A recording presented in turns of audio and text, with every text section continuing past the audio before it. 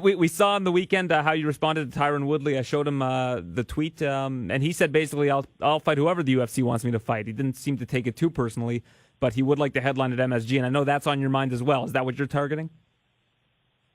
Yeah, absolutely. That's the only fight to make. It just sucks, Tyron could have. I built this fight, made this fight huge the last year and a half, and then you got Tyron over here who just won and fought so hard to become the number one contender, and he's worried about plugging his album. I mean, it's a complete joke. Where's this album going to debut on the charts? Probably at worst album of all time. He finally gets his money fight with me, and he doesn't even cut a promo. He says, "Oh, I'll fight whoever the UFC fights." Like, come on, man, he could have made this fight 10 times bigger. Dana's right. He constantly shoots himself in the foot, and he's wondering why he's not a star. But it's okay, though. I built this thing all by my damn self. I'll carry him to the Garden, and I'll bury him at half court looking like Clyde Frazier. I feel like at this point, though, if Till would have won, you still would have been able to have enough ammunition to get that thing going. I feel like you've kind of built that skill over time. Yeah, it's an acquired skill that I have, but I didn't have as much as much data with Till as I do with Woodley. Me and Woodley, we go way back at American Top Team since the first day I got here 7 or 8 years ago, and then we trained 4 or 5 years ago. He brought me in for a training camp. He brought me out to St. Louis, so we genuinely hate each other. There's a lot more real beef there. Nothing's manufactured. We really want to kill each other. He's going to leave the octagon in a stretcher. I'm going to be leaving the octagon with 10 pounds of gold around my waist on my private jet back to Miami. I did notice that you called him Tyrone, though, this Saturday, not Ty Quill. Is that because he got an early finish? No, yeah. Tyrone, Tyrone is still not his name, though. He likes to be called Tyron. He gets so fucking mad when people call him Tyrone. So, it's just trolling, just making him mad. I know that pisses him off. Last time someone called him Tyrone at Fox Sports, he freaked the fuck out on the middle of the set. "It's not Tyrone, it's Tyron. Don't you ever call me Tyrone." So, I know that pisses him off, so that's what I'm trying to do. I'm trying to piss him off. I want him to get so mad that he wants to fight because he's been ducking me for long enough now. I feel like Dana called him Tyrone for a long period of time before he started switching it to Tyron. Yeah, he did. But I think Dana didn't genuinely know that it wasn't Tyron. I think Dana thought it was Tyrone. So, it's like with me, my name's Colby, but some people call me Kobe. It's just sometimes you forget a letter. Dude, does that annoy you, though? If he starts calling you Kobe in different tweets, that's probably not going to bother you, I imagine. To be honest, Aaron, there's literally nothing anybody can say that's going to bother me, and nothing gets under my skin. I have very thick skin, and in this business, the fighting business, if you don't have thick skin, you shouldn't be in this business. You know what's interesting? One of the big stories with Till was how far along he'd come in a year. It was a year from this past Friday where it was announced that he was in the main event against Cowboy Cerrone. But you can pretty much say the same for you. I mean, a year ago you had just beaten Dong Young Kim. It was a big win for you. And that's when you really started to open up in terms of your trash talk and all of that. There's an interview that you did before you fought Brian Barberino where, you were very calm and collected. What set you off? It feels like a switch kind of went off, and that's when you decided to make this more about, I guess, the histrionics and the promo cutting and build yourself up in that regard. Yeah, I knew after the Barberena fight, I kind of looked back on some of the interviews and just everything, about my image, my character, what I'm trying to portray, and I just didn't like what I saw. I wasn't getting the respect I deserved, and the biggest thing at that time, I was looking for big fights. I wanted the big fights since the day I got in the UFC. I was looking for the top 10 fights, the top 5 fights, the biggest fights right away. Those are the fights I wanted because I knew my skill level. I knew I was the best fighter in the world, so I wanted to prove it against the best fighters in the world. And at that time, no one would fight me. I was begging to fight all the ranked guys, but literally no one would fight them because they knew that they couldn't beat me. They knew I was that tough of a fight that they didn't want that fight. So I knew I had to step my game up. I had to become, whatever. Some of these guys are buying followers. I know I had to start getting followers. Whether they hated me or loved me, it's all the same thing. It's all people tuning in to watch you fight. So, I knew I had to step my game up, and whether it had people hating me or not, I had to step that up and get people to hate me so I could start getting those big fights. Have you always been a proud Republican? You're from California, typically a blue state. Oregon's mostly a blue state, for the most part. Have you always been a very pro-Republican guy, or are you just somebody who sides with the president regardless of who it is? No, I've always been pro-Republican, pro-troops, pro-military, pro-gun, and I love everything that the Republican side does. And it just so happens, now that Trump's in office, I love everything, his philosophies and just the way he carries himself. I mean, you can't take away how much he loves this country and how hard he's working for it. You brought the belt to the White House. It really hasn't been done before. That's kind of people will make, diminish the value of that because a lot of people are pretty anti-Trump. But having a UFC champion go to the White House and meet with the president is kind of, uncharted territory.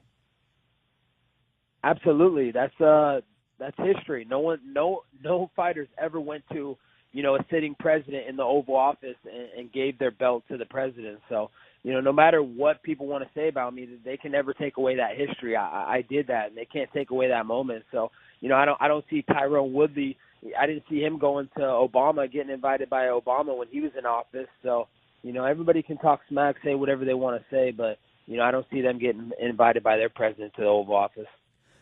So you go there with Dana White. Dana had said prior to the visit to the White House that you were going to be stripped of the interim title as soon as the first punch was thrown in that Woodley and Till bout. Did you have any sort of conversation with him while you were there in that regard, or was it just, White House business?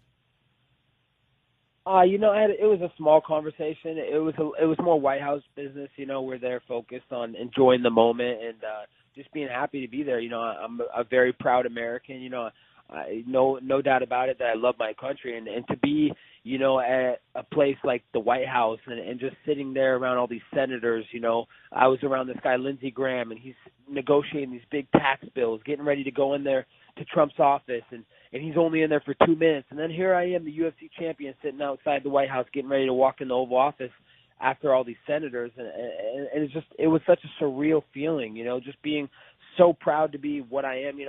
American, we're so free here. We get so much opportunity here, and it all comes from the high ups. It all starts at the White House. So, it was a crazy feeling to be there. It was more business and being happy in the moment. But, we talked a little bit. I talked to Dana a little bit. I said, hey, man, I had a legit surgery, man.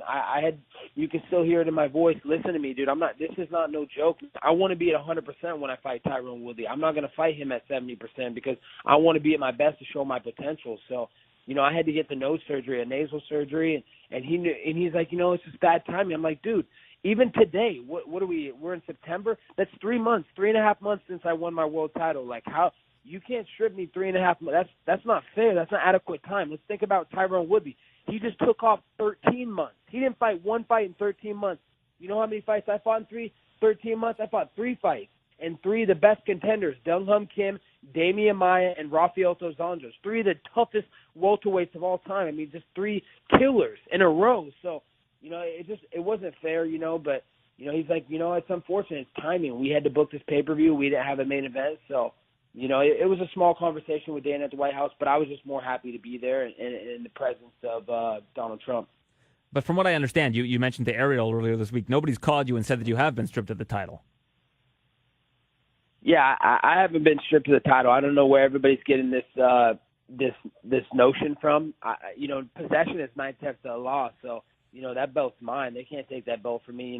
That belt's not going anywhere. I earned that belt. No one's beaten me for that belt. So, I haven't heard anything about being stripped. As far as I'm concerned, I'm still the UFC welterweight world champion. And I imagine that once this fight with Woodley's made, you're going to be bringing that belt everywhere for all these, any press you're going to be doing with him because, you do consider yourself the champion.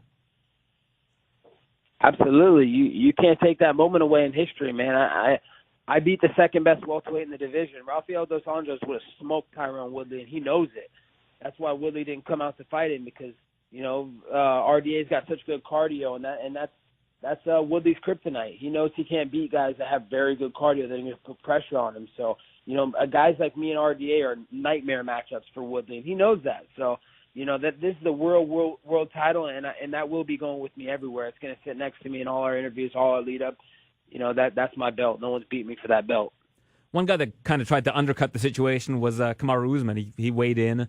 I know Woodley said he wasn't going to fight him even if Till didn't make weight or Till had to pull out or anything along those lines.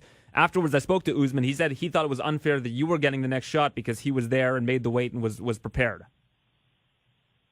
That broke bitch Marty ain't even in the title picture, Aaron. Let's be honest, man. Saturday night was the closest he's ever getting to a title fight, and that's front row like the mark he is. And honestly, that bitch is my biggest fan. He talks a lot of shit, but he ain't going to do shit but keep watching my greatness from the sidelines. Nico Montano, she pulls out of the fight due to, I guess, an issue with weight cutting. When you saw that, what were your thoughts? I had mixed feelings on that one because, I know they were trying to line her up for like a year to get a fight, and then she didn't want to take fights or whatnot, is what I heard behind the scenes.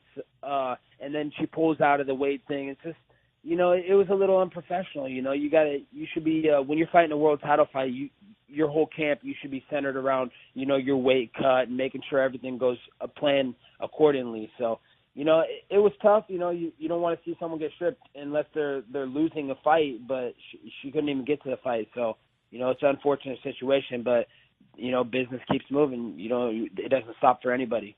I think the thing that people aren't really taking into account is if she got on the scale and missed weight, she would have been stripped anyways. Oh, really? Yeah, that's I guess how it works. Is if you're the champion and you miss weight, the belt becomes vacated. That's how it works in boxing.